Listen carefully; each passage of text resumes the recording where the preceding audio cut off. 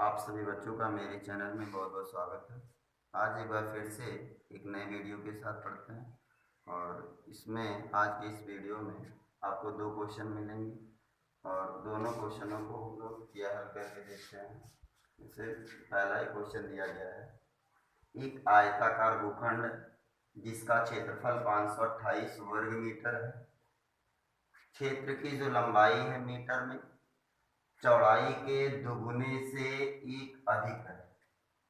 भूखंड की लंबाई और चौड़ाई ज्ञात कीजिए। हल करें इसे।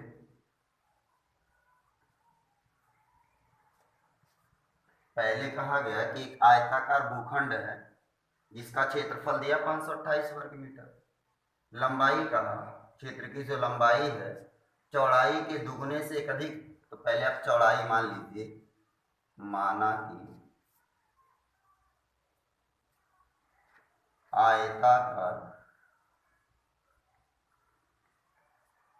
कि आयताकार भूखंड की चौड़ाई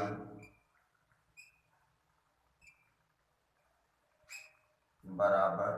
x मीटर तथा लंबाई बराबर, लंबाई कितना होगा, यहाँ है लंबाई चौड़ाई के दुगुने से एक अधिक है। तो यहाँ चौड़ाई दिया गया x मीटर, तो लंबाई आएगा इसका दुगुना कर लोगे, एक अधिक, x का दुगुना करेंगे 2x, एक अधिक प्लस एक, तो 2x प्लस 1 मीटर।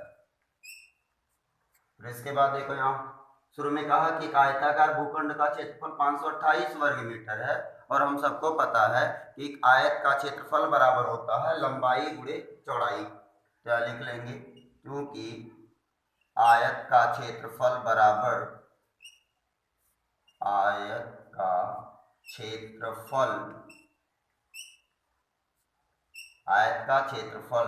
बराबर लंबाई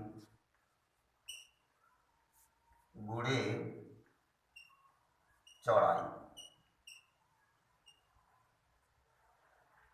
तो आयत का क्षेत्रफल क्या है, तो सूत्र होता, क्षेत्रफल यहाँ दिया हुआ 528, तो इसके जगह पे लिख देंगे 528 बराबर लंबाई, तो लंबाई यहाँ 2x प्लस 1 लिख लेते हैं, 2x प्लस 1 गुणे चौड़ाई, तो चौड़ाई दिया गया x, चौड़ाई की जगह पे x लिख लेते हैं। फिर 528 नोट कर लेते हैं बराबर, पहले x का गुणा 2x में कर देंगे तो 2 उतार लेंगे, x का गुणा x में होगा तो x स्क्वायर आ जाएगा, फिर प्लस है x का गुणा 1 में होगा x आ जाएगा। फिर हम 528 को दाहिने पक्ष में ले आते हैं तो चिन्ह बदल जाएगा और दाहिने पक्ष को पहले नोट कर लेते हैं, तो 2x स्क्वायर नोट कर लिए प्लस x नोट कर लिए, 528 को दाहिने पक्ष में लेकर के आए तो प्लस में था तो माइनस 528 हो जाएगा बराबर, बाएं पक्ष में अब कुछ बचा नहीं, 0। अब आपको मिल गया एक द्विघात समीकरण। अब इस द्विघात समीकरण को हल कर लेते हैं, उसके बाद में x का मान निकलेगा। इसके आगे यहां से आप जो ये द्विघात समीकरण दिया गया है इसको आप द्विघाती सूत्र से भी हल कर सकते हो, तो उसके लिए हम ABC का मान निकालेंगे। तो लिख ले रहे हैं हम, एक्स स्क्वायर का जो गुणांक होगा वह e का मान होगा, तो e बराबर 2, x का जो गुणांक होगा वह b का मान होगा, तो x के आगे कोई अंक तो दिया नहीं है तो b बराबर 1, और जो अचर पद है वह c का मान होगा, तो c बराबर माइनस 528। तो ये रहा ABC का मान। इसके बाद में हम लोग b स्क्वायर माइनस 4ac निकालेंगे, लिख ले रहा, अब b स्क्वायर माइनस 4ac बराबर b लिखा गया तो b के जगह पे 1, b पे स्क्वायर है 1 पे स्क्वायर, माइनस 4ac, 4a की जगह पे कितना दिया 2, c की जगह पे c लिखा, c का मान माइनस 528 दिया, पहले से गुणे का चिन्ह लगा तो कोष्टक में लिख दो माइनस 528। इसके बाद इसको फिर से हम लोग नोट कर लेते हैं जितना आ रहा, जैसे बराबर 1 पे स्क्वायर 1 रहेगा, ये पूरा गुणा करोगे तो माइनस माइनस गुणा होगा प्लस आ जाएगा, फिर 4 का गुणा 2 में होगा तो यह 8 आ जाएगा, 8 का गुणा इसमें कर लेते हैं तो 8 का गुणा 8 में होगा 64, हासिल कितना हुआ 6। इसके बाद 8 का गुणा 2 में तो 8 दूना 16, 16 और 6 ये हो जाएगा 22, हासिल आया 2, तो 8 पे 40 और 2 हासिल 42, तो 4224 हुआ, एक जुट जाएगा तो 4225 हो जाएगा। तो हम यहाँ लिख दे रहे हैं कि बी स्क्वायर माइनस 4ac बराबर 4225, ये इसका मान आया। इसके बाद में हम लोग द्विघाती सूत्र से हल करते हैं, लिख लेंगे द्विघाती सूत्र से, द्विघाती सूत्र से, द्विघाती सूत्र में आपको पता होगा कि जब यह द्विघात समीकरण x के पदों में है तो लिखेंगे x बराबर माइनस बी प्लस माइनस और कड़ी में B square minus 4ac by 2a, इसके बाद बराबर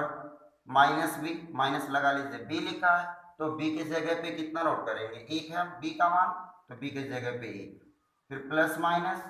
करड़ी लगा लेते हैं, बी स्क्वायर माइनस 4ac लिखा, इसका मान दिया 4225, तो बी स्क्वायर माइनस 4ac के जगह पे लिख देंगे 4225, फिर बटे बटे में 2a मतलब a का दुगना, तो a का मान दिया हुआ है 2 और 2 का दुगना कर देंगे आ जाएगा 4। अब यहाँ दिया हुआ करड़ीम 4225, इसका मतलब 4225 का वर्गमूल, तो इसका वर्गमूल 65 होता है, 4225 का वर्गमूल 65 होगा, तो यहाँ लिख लेंगे हम -1 प्लस माइनस, इसके जगह पे 65 नोट कर दिया जाएगा, फिर बटे 4 है, इसको लिख लेते हैं। फिर इसके आगे बढ़ाने के लिए एक बार आप धनात्मक चिन्ह लेंगे, फिर एक बार ऋणात्मक चिन्ह लेंगे, तो 2 मान आपको प्राप्त होगा। तो इसके आगे तो पहले दिया था -1, क्या लिख ले रहा हूं धनात्मक चिन्ह लेने पर,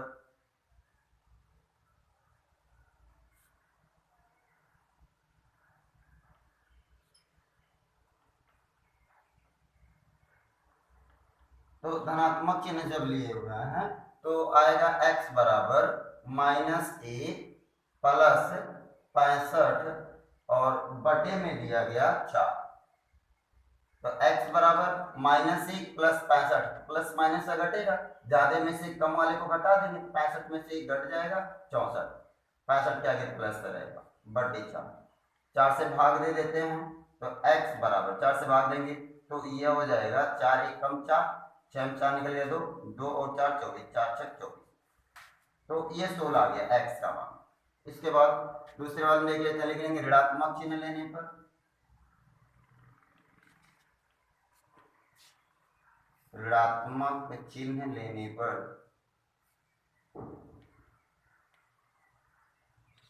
ऋणात्मक चिन्ह लेंगे तब x बराबर -1 माइनस 65 बटे 4, x बराबर -65 -1 -66 बटे 4, 2 से भाग भी जाएगा लेकिन x यहाँ ऋणात्मक आ जा रहा, जबकि हमें पता है कि x यहाँ विमा है, विमा मतलब लंबाई या चौड़ाई है, तो यहाँ जब लंबाई या चौड़ाई x है तो विमा कभी ऋणात्मक होगा नहीं, इसलिए यहाँ लिख लेंगे क्योंकि x विमा है इसलिए ऋणात्मक नहीं होगा, अतः अब x का मान यही मान्य हो जाएगा, अतः करके लिख लेंगे, अतः आयताकार भूखंड की चौड़ाई 16 मीटर तथा लंबाई 16 दूना 32 और 33 मीटर, यह निष्कर्ष में हो जाएगा, अतः आयताकार भूखंड की चौड़ाई 16 मीटर तथा लंबाई 33 मीटर है। इतना आपको करना था इस क्वेश्चन में। कहा था ये एग्जाम्पल है, एग्जाम्पल में कहा कि प्रश्नावली 4.1 में दूसरे का जो पहला क्वेश्चन है उसे आप हल करो, तो ये प्रश्नावली 4.1 में दूसरे का पहला क्वेश्चन यही है, तो इसको हल करें हम लोग, तो यहाँ आयताकार भूखंड का जो लंबाई और चौड़ाई आया 16 मीटर और लंबाई आ गया 33 मीटर। आप इसको नोट भी कर सकते हो। अब अगला क्वेश्चन देखते हैं,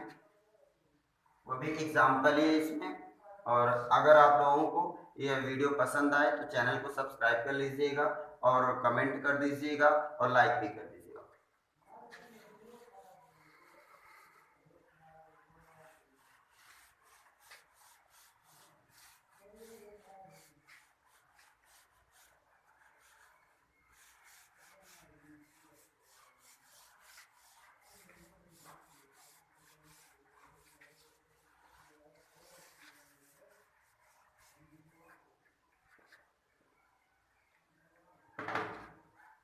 अगले क्वेश्चन में कहा गया है कि दो ऐसे क्रमागत विषम धनात्मक पूर्णांक हैं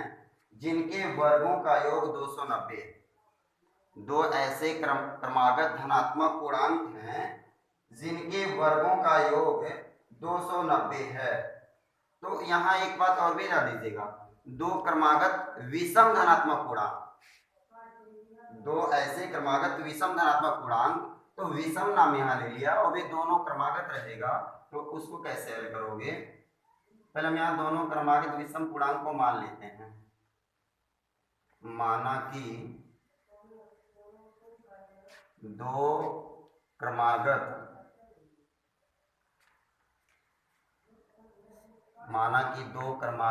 विषम धनात्मक पूर्णांक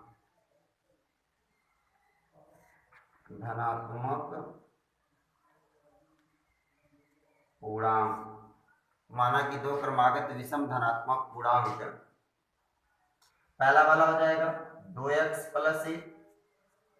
तथा 2x + 3। तो ये रहा दो क्रमागत विषम धनात्मक पूर्णांक। फिर इसके बाद में कहा गया कि दोनों का वर्ग करके जोड़ोगे तो 290 आएगा। तो लिख ले रहा है प्रश्नानुसार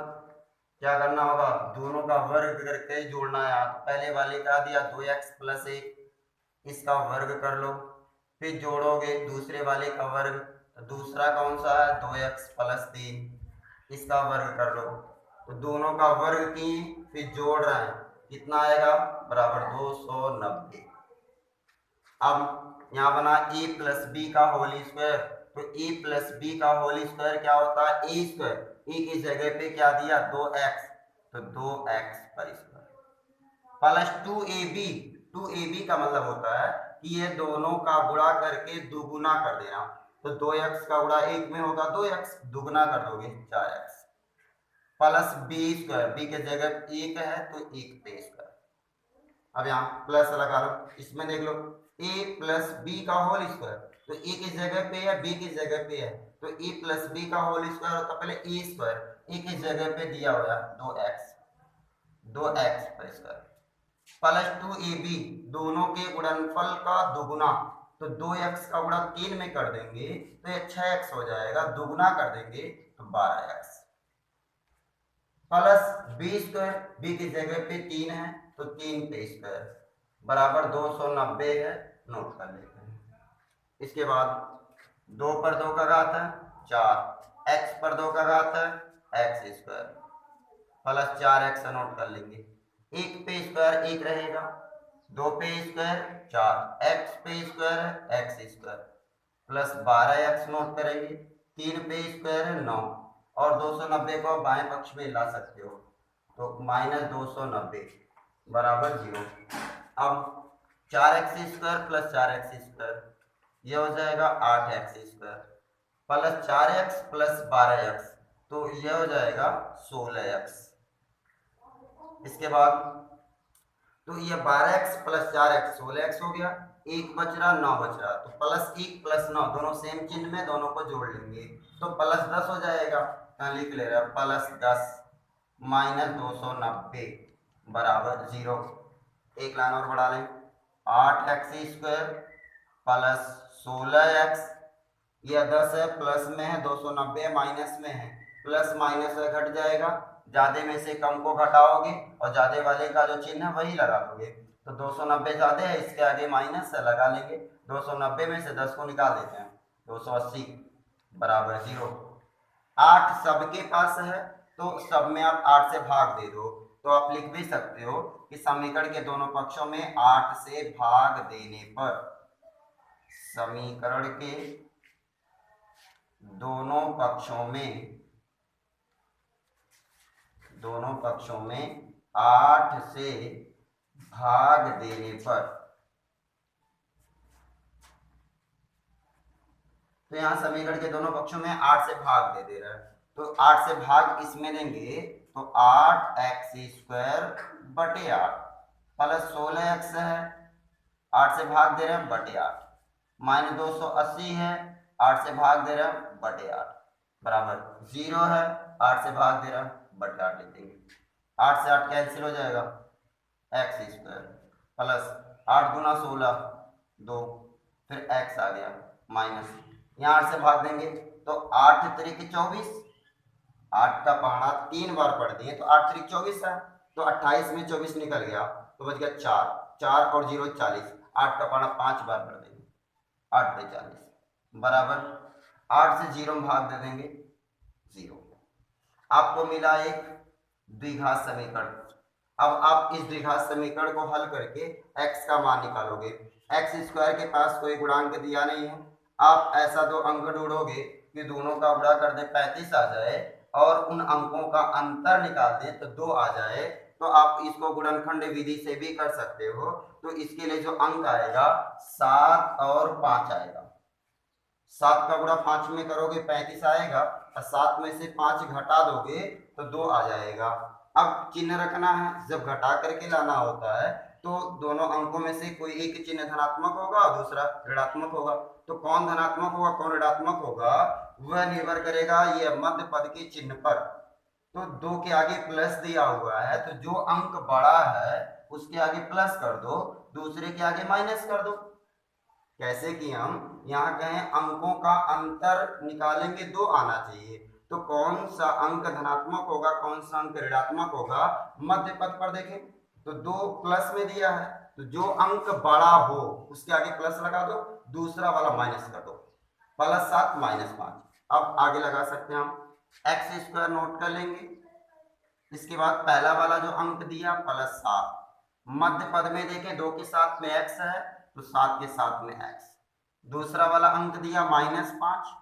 मध्य पद में 2 के साथ में x, 5 के साथ में x, फिर अंतिम वाले पद को नोट कर लेंगे -35 बराबर 0। कहने का अर्थ है कि पहले वाले पद में और अंतिम वाले पद में कोई परिवर्तन नहीं करना, खाली ये जो मध्य पद है इसको 2 भागों में तोड़ लिया गया। अब यहाँ इसको 2 भागों में बांट देते हैं, x दोनों जगह x को कॉमन करते हैं, x² तो x कॉमन की x बच गया, प्लस x कॉमन की यह बच गया, इसमें से -5 को कॉमन कर लेते हैं, जैसे -5 कॉमन हुआ तो बच गया x, माइनस कॉमन हो गया प्लस, यह आ जाएगा 7, -5 का गुणा x में करोगे -5x, -5 का गुणा करें माइनस प्लस का गुणा होगा -5 का गुणा 7 में होगा 35 बराबर 0। 2 भागों में बांट लीजिए, x + 7 दोनों जगह है तो x + 7 को कॉमन कर लीजिए, x + 7 कॉमन हुआ तो क्या बचा x + 7 को कॉमन लिए तो -5 बराबर 0। दोनों गुणनखंडों का जो गुणनफल है वह 0 है, तो यहाँ आएगा कि x + 7 बराबर 0, या आ जाएगा x - 5 बराबर 0। तो x + 7 बराबर 0 है तो x बराबर -7, ये x यहाँ ऋणात्मक आ गया है, यहाँ देख लें x - 5 बराबर 0 तो x बराबर 5,